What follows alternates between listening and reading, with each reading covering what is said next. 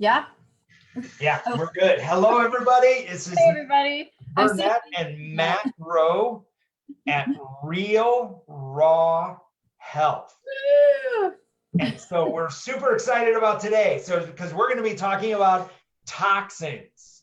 And so so much is happening. And really, Nikki, I'm getting to there you go. Now I can see you. Oh, nice. Right. So we actually talked about what we were going to talk about on today's show, and toxins popped up because toxins are all around us, and we are infiltrated with toxins in our today's environment. I mean, if you look at 200 years ago, Nikki, I could almost take spoonfuls of soil from the ground because it was alive and it had good bacteria and it was everything that my stomach needed, and I could eat it. You could eat it. Down from there's a guy, the food formulator at Answers Pet Food. I really like Answers. And his name is Billy Oakham. And Billy is a great guy. And I heard him speak a couple times. And Billy brings a jar and what he calls dirt. I cringe when he calls it dirt because it's soil. Soil equals alive, dirt equals dead. So brings a jar of dirt, soil. And he goes, this is what I sprinkle on my dog's food every day. And he takes a little spoon. Love that. And he just sprinkles a little bit on. But the soil he's getting it from is from an Amish farm in Pennsylvania, uses no chemicals, no toxins. The soil is biodiverse, that if you actually put it under a microscope, you would see it alive under that microscope. And they've started on studies that the bacteria in soil matches in some degree the bacteria within our own bodies, because as you know, bacteria outnumbers our cells 10 to 1. And I was told by a doctor, Judy Jasek, that she goes, no, man, try 100 to 1. Yeah. There are a lot of numbers that are thrown out there, but essentially we're just little carriers. We're bug carriers. That's all we are, because they're everything from our mental health, our emotional health, our physical health, our immune system. They produce nutrients, they produce vitamins. I mean, so many things that they do. And going back to the soil, we've heard of, or at least most of us by now have heard of soil-based organisms. And so they're probiotics that come from the soil. And these are the things that we're missing now. And sometimes, dealing with specific clients, and even my dogs, talked probably more than I should about my boys who have passed, but I gave them soil-based organisms. I gave, of course, for them, I did everything that I could at the time, but yeah, they need that. And an interesting thing that you have said to me, which I just love, was when I told you that I've got my garden outside, and then I have some red romaine that was growing, just what do you call it when it just grows? Anyway, doesn't matter. Volunteer, yeah. And they will go out there, they won't eat the leaves, but they'll eat the stalks. And so that was one of the things that you said, is they're getting the natural bugs, the probiotics off of the romaine. I was like, that is the coolest thing, because I wasn't going to stop them. Just like what we talked about last week, stopping them from eating grass. They know what they're doing. There's a reason for these things. So you let them do it, unless it's grapes or onions or things that, chocolate, there are certain things that we need to be aware of. But when it comes to anything, most things green, I think we should let them do their thing. Absolutely. And when you look at those vegetables, vegetables today are 80% less nutrient dense than they were 100 years ago. And it's because the bugs and the bacteria in the soil is no longer feeding the vegetables to give it the right flavonoids that actually create that nutrient density and nutrient profile. And, when I went to a Bionutrient Food Association conference, they really were pushing on good soil health equals tastier vegetables. So you can actually, a good tasting vegetable, that's why vegetables from your garden taste so good. It's because it's getting more of those nutrients, not just from the soil, but the sun and everything around it. Right. And what happens is when we get it from, conventional farms, they are adding toxins. And this is where I'm going to incorporate toxins into our conversation, is they're incorporating so many toxins into our food from glyphosate. I mean, let's just talk about glyphosate as being one. Yeah. I've been very fortunate to know Larry Boland, the head researcher on glyphosate. He owns a company called HRI Labs. And Larry started to study what happens with glyphosate exposure. And he's seen cases of lymphoma in dogs because of the toxins that you actually indirectly ingest. And so glyphosate equals Roundup. So glyphosate was created years ago, right after World War II. And then what happens is, and if Larry was on, he would correct me so fast. He knows all the details around glyphosate, but around, let's just say around World War II, and it sounds about right. And then what happened was is Monsanto bought Roundup, named it glyphosate, and then genetically modified our grain molecules to only germinate when glyphosate is spread on it. So think of at the farm field, they plant the seed, spray glyphosate, it germinates and grows, and then 2 weeks before harvest, they spray glyphosate again onto the crops. And as far as I know, there isn't somebody over there washing every ear of corn to make sure all the glyphosate's at. Yeah. You can't, because once you put it down, both pesticides and the herbicides, once you put it down, it's in, I mean, it goes up into every single cell of that plant. You can't wash it off. That's one of the things I try to get across to my clients. They're like, okay, well, I'm getting regular food, regular vegetables, and I just washed it off. You cannot wash it off. So you are getting inundated by these chemicals. And what we have to remember, and this is not, so glyphosate, Roundup is an herbicide. And then you have the pesticides. So, you know, we're adding the pesticides on top of that. But another thing is, you know, when we eat those, if they kill bugs on the outside, they're probably going to kill bugs on the inside, right? And so we create this environment where our bugs won't grow because we're killing them with the chemicals that we're putting in. And then we have dysbiosis, and we wonder why we have this terrible, for animals and people, so this goes both ways, but why we have this amazing incidence of GI dysfunction, dysbiosis, which is an imbalance of bacteria, for, you know, too much bad and not enough good.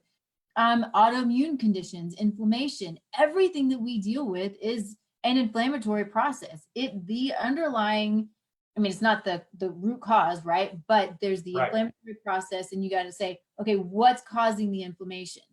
And then that's where you just keep digging. But it can go to chemicals, it can go to stress, it can go to imbalance of the microbiome, you know, on, and then back to the food that we eat.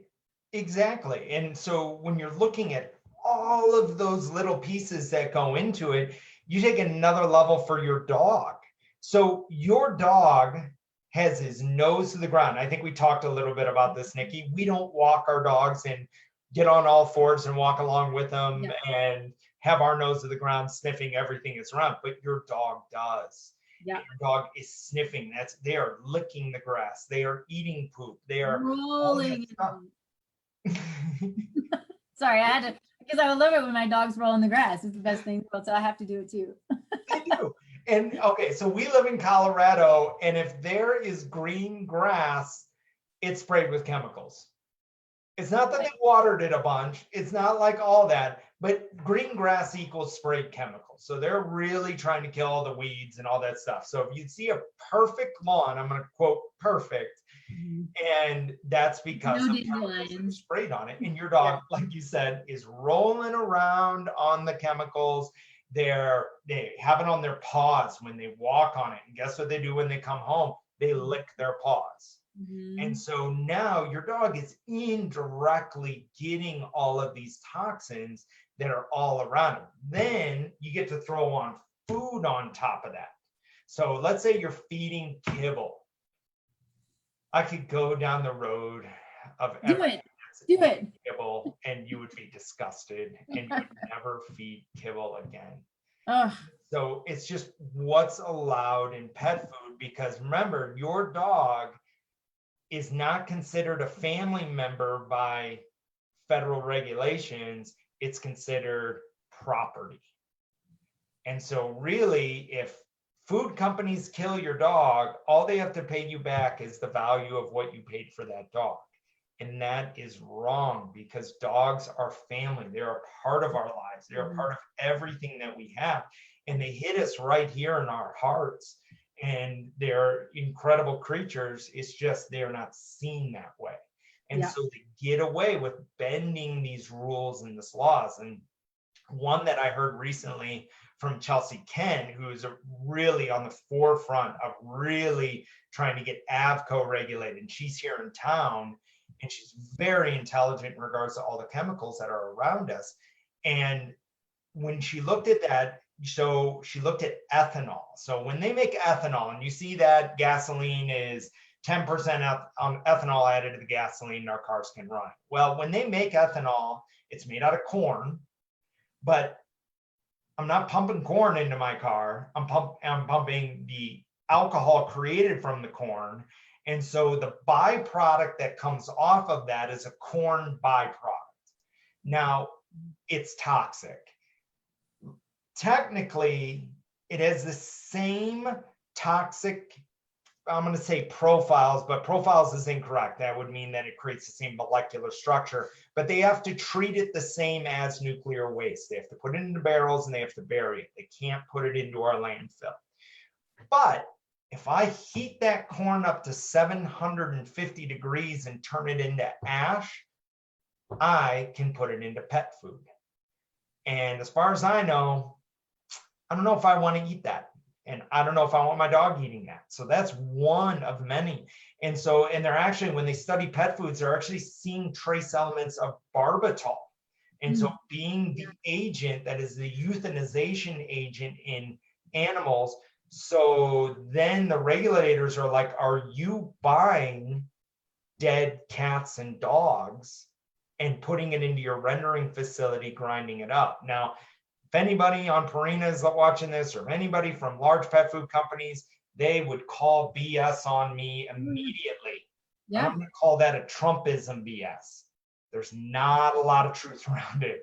And so they're just trying to CYA cover their butts, because if they really let out what is in their food, that it's not, you know, you look at it, the synthetic vitamins and minerals that they're putting in, it's not bioavailable inside of my body. No. They got to put 10 times the amount of selenium in dog food as a synthetic just to get the right levels to actually show up inside the dog, because it isn't bioavailable. Yeah.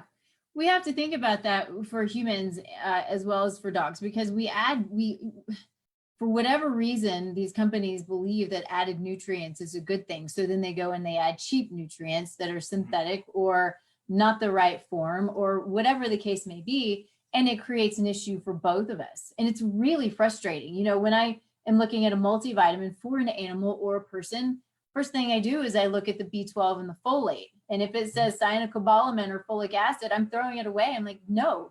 But that's what's always in the dog food.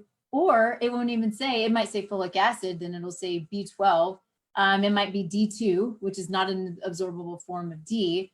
And there are things, and this is a little less major as the toxins, but it's something I think it's important to put out there is when they're adding probiotics to this dog food, can we probably assume that these probiotics are dead? Because if they're heated, they're not alive any longer. So it's this joke that they play. And to me, that's what it is. It's all, they're sitting there laughing, going, haha, people are falling for this trash that we're selling them, and they're paying a lot of money for it. Right. And the probiotics are trash, the nutrients are trash. And we want to go back for a second. We talked about this last week, but this is something that was new to me up until a couple of weeks ago. And I think it needs to be out there and people need to be aware of it. It goes along with the ethanol production that you were just talking about. So there's a company, there may be more, and I'm going to tell you what it is. It's called Wild Earth, and it's a kibble. And the protein in it, I keep looking at it because it's up here next to me. The protein is yeast. So they're taking this yeast and they're calling it a clean protein, when very likely this yeast is a byproduct of the ethanol production. And they're saying it's complete and it's good and it's healthy. And then I look at the ingredients, and the ingredients are potato. So the first thing is yeast, then pea protein, carbohydrate, potato protein, oats, yeah, all glyphosate. Yeah, all of this is covered in Roundup. Sweet potato, chickpeas, peas, flax milk, canola oil, sunflower, and then you have um, the synthetic vitamins and minerals and just junk. So Mhm. this is not a healthy source of protein for an animal. And to just there's so much audacity. It just pisses me off behind the marketing of these, saying, well, we don't have to do meat products because they're unhealthy and they're bad for the environment. So we're going to get yeast from that's a byproduct of this nasty toxic trash, and we're going to tell you that it's healthy and it's okay, and you're going to feel good about yourself and about what you're feeding your dog, and it's going to be trash, and your Yeah. dog's going to continue to die early. And that's what just really gets me fired up, because they're marketing it this way, and they're truly perpetuating the early death of our animals instead of trying to make things better. And by trying to pull at our heartstrings, we're not killing other animals, we're feeding our dogs, and we're doing all the right thing. And it's BS. It's like this Beyond Meat stuff. And it just, sorry, frustrates the heck out of me. I'm with you. When I see like Beyond Meat veggie burgers that, the Mhm. big BK is putting out right now, so keep from Yeah. saying their name. I'm really concerned with what kind of products they're putting in to create something that tastes like beef. Natural flavorings. I mean, it can be natural flavorings can be one of 108 different chemicals, and all of those chemicals have been outlawed in Europe. But in the Yeah. US, we allow them. Yeah. And they're typically MSG. And so, as you said earlier, it's a neurotoxin. And, genetically, I believe this to be for us, I believe it to be the same for dogs. We wonder why some of our dogs may have these hyperactivity disorders and things are going on. Well, if genetically we don't have the ability to convert glutamine to GABA, then we stay excited. I mean, it happens to us, and it happens. I don't know this, but I can only assume it can happen to dogs too. It can create this excitatory neurotoxic state that is a problem. So you got anxiety, you've got these issues where maybe they just keep jumping or whatever it is because they don't know how to control it. Same with kids on preservatives and food dyes. They're going to school on these trashy foods, and you're wondering why they can't focus, why they can't stay awake, why they can't, all of these things. And so we drug them up. And that's the same thing that we're doing to our dogs. And really when we go into eating, a synthetic based diet or a process based diet, our immune system is degraded as a result of it. So think of your dog. If your dog is having autoimmune conditions, unexplained illnesses, all this stuff that pops up, the first thing to look at is what do they eat? And so that's what we call our test and nutritional blueprint, is because if I can identify what they're eating is not absorbing into their system, or they're getting an overabundance of something, it's usually down to close to the root cause of it. And then when we have our vet, Dr. Lori Kozier, take a look at this, it really points her into an area to say, I see, you should probably not have this and include this in their diet. So you talk about probiotics, and that is a huge indicator. And it was a big reason. I don't know if I told you this story, Nikki, but back around 2013, I joined this stupid sport called CrossFit. And I was doing box jumps one day, and I missed the box, and I slammed my shin down on the side of the box and tore it open. They started pumping me full of antibiotics, and after the third month of antibiotics, I started to experience 25 to 30 stroke-like symptoms a day. That's right. You did tell me that. Yeah. And so what I said, and they wanted to give me medication. They put me on a statin medication. This was the start of my journey. And I said, there's something wrong. And so really quickly, my brain, I don't think I'm that smart of a guy, but I really realized if you give me antibiotics, I'm killing bacteria. So I just typed in, what happens if you kill the bacteria in your body?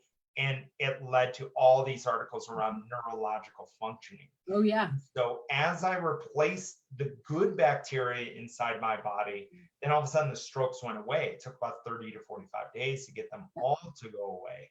And so really along that, it really was just an eye-opening moment that yes, bacteria drives our health. Good bacteria inside our body is feeding our brain. It can break that blood-brain barrier, and it's cycling up, down from our brain to our gut. And it's a complete cycle in a circle. And it even goes deeper than that if you want to take, if you want to follow that thread of how your gut really determines your health. Right. And so for our dogs, if our dogs aren't healthy, take a look at their diet. If I'm killing their diet with Roundup that they're eating, smelling, licking all around them every day, and then I'm feeding them something and I'm wondering why they have an autoimmune condition, or that they're throwing up, or that they have constant diarrhea, or they're itching all the time, you gotta point to what's in the food that you're giving them, what's in their environment around them, where are the toxic loads coming at it, Right. down from off-gassing off of carpets and new furniture. And I mean, that's really just an anti-molding agent. Right. Spray on all of the clothes that are coming from China. Yeah. Yeah. It's crazy, and it's sad. And it seems to be so often the last place we look. When there is a problem, we don't look at the food because we believe that what we're buying is, that we're doing the best that we can, and which is why we are here, because we want to get the word out that we can do better, and we got to stop listening to these big food companies and these big drug companies telling us that these things that we're putting in our bodies every single day are okay. Ours and our dogs, because they're not. And it's really taking it back to the earth. It's going back. What's grown, animals are grown, they're from the earth, right? They eat what's from the earth. And that's, we just have to start paying attention, even to water. I had a conversation with a girl today who's, her, she's the canine massage therapist. Yeah. But she hears all the time that, well, I have filtered water and I feed it to I give it to my family, but my dog just gets tap water. Why? Well, your dog's getting fluoride. Yeah.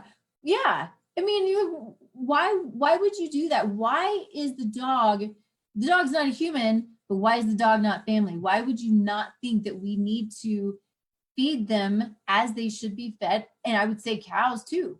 Cows should not get grain. This is what makes cows sick. This is what makes us sick, is when we eat sick cows, right? And the same with the dogs. And so we have to start learning. It's just thinking again, because we've gone back. Now we're just letting everybody else think for us and go, oh, okay, well, they know better than I do, so it's fine. Yeah, I mean, now you talk about cows, what we feed our cows. So now you're talking about meat. That opens up a whole nother chasm. So actually, feedlots are allowed to buy the expired foods from grocery stores. So that's right. You told me this. So it doesn't stop with fruits and vegetables that are expired. You're talking about yogurt, other products that are out there that have been wrapped in plastic, that are all this. And so let's say take a cow that's in its last 60 days of life at a feedlot, and they're feeding it all of those expired products from grocery stores. Now, I've never seen a farmer opening yogurt containers and dumping it out. They put the whole container in the food, and the cow is actually eating the plastic. And so now they're ingesting the plastic. So now they're seeing trace particles of plastic inside meat and in the actual refinery process. So now if I'm at a refinery and I'm grinding meat products, organs, all that type of stuff, it's going to have plastic in it. And plastic, we don't digest plastic, and you would never eat plastic if I had it on a plate for you, but that's what we're feeding our cows. And then we wonder why we get sick after eating certain things, or there's a funny taste, or all that kind of thing. So really, know the source of your food, not to scare everybody, but just become aware that, okay, this is what I'm going to decide to eat. And what I tell everybody, and I'm a health coach as well, and I help people out through this transition, is really when you look at this is just run a 2-week experiment for me. Mm-hmm. Just if you have something that you think is causing your stomach to get upset, you kind of point to it, you eat something, my stomach gets upset. Why is my stomach getting upset? Go right back to the food. And what I just coach with, just 2 weeks, just avoid it for 2 weeks. Like my daughter had eczema on her head really bad. Mm-hmm. And I'm just like, 2 weeks, just stop drinking milk. No, every milk product that you have around you, no butter. And I'm like, it's only 2 weeks, try it. Yeah. A week later, the eczema is gone. Yeah. And so she's not itching anymore. Her acne got better. And really and now we go back to the cow, like when the cow's eating this stuff, it's showing up in their milk as just trace particles within it. It's sick. And I'm going to tell you, and I know that it's about that time for us. We should just be mad, because I get wound up about this stuff, and I'm hoping that we're starting, not us necessarily, but us as a society, we're starting to understand some of this stuff and figure it out and hear it and learn about it and take responsibility and accountability. And we should just be freaking mad, because this is sick what we are doing to each other, essentially. I don't understand it, and I'm mad. Yeah. Yeah. Type in a Google search, what foods have been outlawed in Europe? Yeah. And so you look at the 100, natural flavorings on a label. It can be one of 108 different chemicals, and those 108 chemicals have been outlawed in Europe. Yeah. That's why you'll see people come back that have gluten intolerance in the United States, and they can eat bread in Europe with no issues. Right. Well, they've outlawed genetic modification and the use of chemicals within their food stream. Right. And guess what? Our bodies can digest it. Funny. Who would have thunk it? Yeah, I know. Yeah. It's crazy. Well, Nikki, as always, I love this show, and this is where I could go for hours and bore everybody that's watching for hours. If we actually had anybody that actually stuck with us. But really, I love the fact of just creating awareness around this education. If you don't believe us, start doing research. Take a thread that we were talking about and type it in a Google search. Think of it like peeling the layers of an onion. Just peel one little layer and then another. Some people go for the whole onion all at once. It's whatever is acceptable or whatever you feel comfortable with in this journey. And it is a journey to total health. It is. And this is a journey I've been on for many, many years, you as well. But we don't expect you to take us on our word, because I don't take people on their word typically. I mean, unless I already know them and trust them, but I want to do the research. That's what we do, is we research, and that's what we enjoy. So if you have questions, ask us, post them, go to us, but go outside of us and go to the good resources though. You always, if you're reading a study, you got to know who funded the study and where it came from. Super important. Because there's a lot of trickery out there. I'm glad you said that. Mm-hmm. Follow the money, know who's funded the study, because the research will benefit those that gave the money towards it. Yes, it will. So thank you guys so much. Follow Nikki Burnett at Taste Life Nutrition. You can find her on Facebook and on Instagram. Are you anywhere? Are you on Twitter? I'm on Twitter, some Instagram, some LinkedIn, some Facebook more. The radio. Yeah, I'm working on it, And I'm going to be on Nikki. Thank you for inviting me on your radio show on the 6th of February. We're going to be at 10 a.m. Mountain Time. We're going to be on Nikki's radio program. And what do you call your radio show, Nikki? It's Taste Life Radio. It's internet radio, so it's global. Awesome. It's not just a local station. So it's KUHSdenver.com. Just go to that and it'll be live, but it'll also be on Facebook Live as well. Cool. And at Parsley Pet, I am regularly holding events. And actually, that's why we have to stop the show early. I'm headed to an event I'm teaching tonight at 6 p.m. at Native Raw Eats. And so really, I'm so fortunate to be on this journey. I'm so fortunate to have met you, Nikki, and be a part of our Facebook Live once a week. Yeah, it's so fun. Thank you. Have fun tonight, and we'll see everybody later on. All Next right. week, 4 o'clock. Sounds good. See you guys later. Bye, guys.